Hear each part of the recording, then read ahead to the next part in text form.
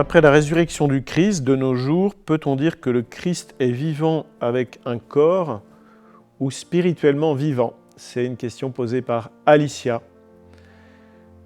Merci Alicia d'avoir posé cette question qui est passionnante. C'est pas très facile de répondre, mais je vais essayer de le faire à partir de tout ce qu'on trouve dans l'Évangile. Alors, est-ce que Jésus ressuscité est vivant avec un corps ou spirituellement vivant?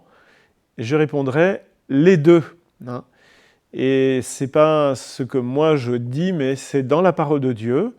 Dans la première lettre aux Corinthiens, au chapitre 15, il est écrit que le corps ressuscité est un corps spirituel. Un corps spirituel, alors que nous avons aujourd'hui un corps physique.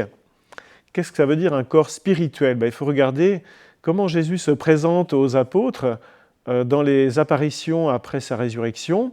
D'abord, il a le même corps qu'avant.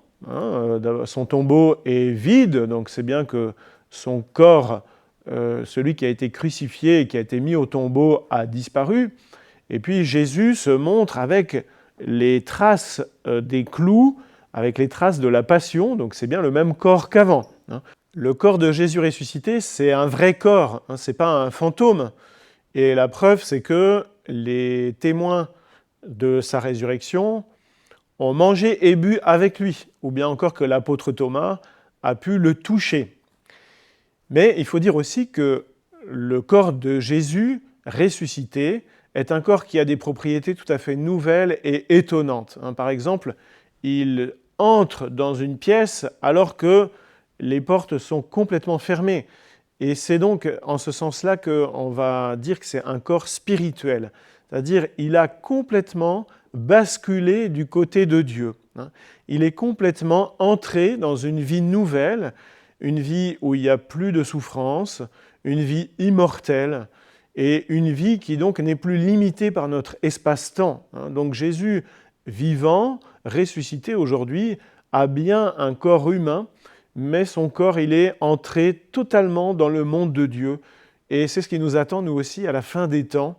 Donc c'est vraiment une grande espérance, c'est que nous aussi, pour l'éternité, nous vivrons, même avec notre corps, dans la joie de Dieu. Et ça veut dire qu'après la résurrection de la chair, au ciel, eh bien, on pourra danser, on pourra se prendre dans les bras, on pourra vraiment, avec notre corps, participer à cette explosion d'allégresse qui nous attend pour l'éternité.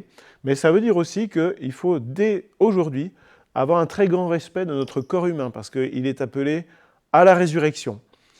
N'hésitez pas à liker cette vidéo et à réagir dans les commentaires.